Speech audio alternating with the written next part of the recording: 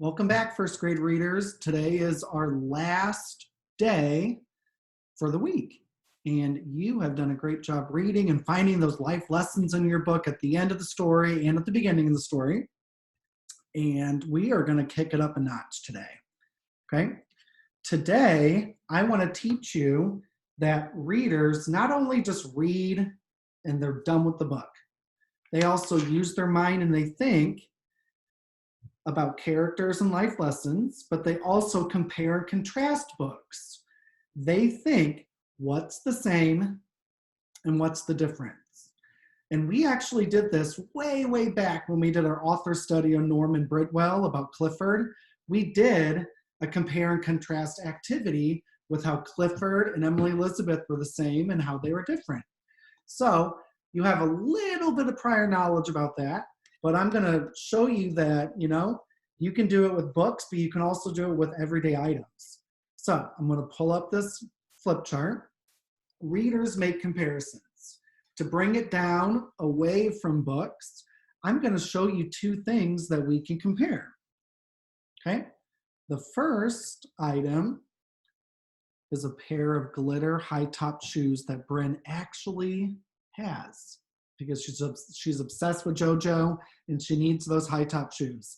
And then the other pair of shoes are shoes that I wear, dress brown shoes. Okay, so I want you to look at those two pictures and I want you to think, how are they the same and how are they different?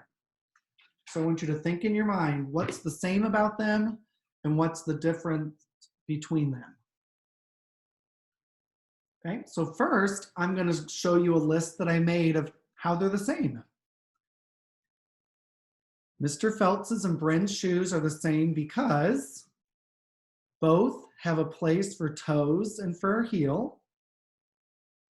Both have laces that can tie, and you can step in them. Okay, so those are some things that I noticed about these two shoes that were the same. Now, we can definitely see some differences in these two shoes. So I'm going to show you a list of ways that our shoes are different. So Mr. Phelps's and Bryn's shoes are different because one is pink and the other is brown. Okay, so the color. One is small, the other is large. And one is a dress shoe and the other is a casual shoe. Okay, so that's an example of how you can take two items that are kind of the same and you can make comparisons with them. How are they the same and how are they different?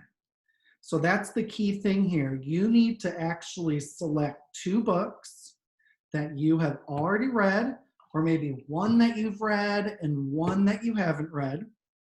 And I want you to think back on how you can compare characters and stories. Okay. You can think about maybe settings of stories. My thing is, it's probably going to be easiest to compare characters.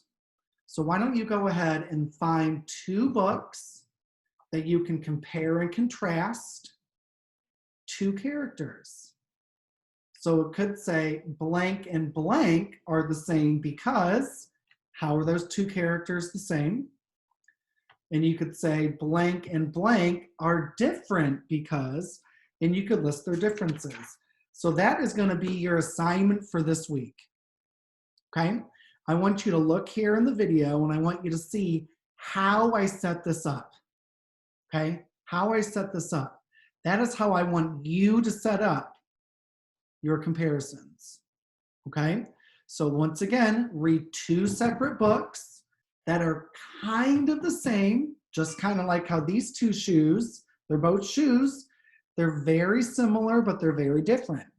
So find two books, two different characters, and I want you to think about how are those characters the same and how those characters are different. You can definitely follow this prompt right here and have bullet points underneath on how they're the same and then over here, how they are different. So that will be your only assignment for this week.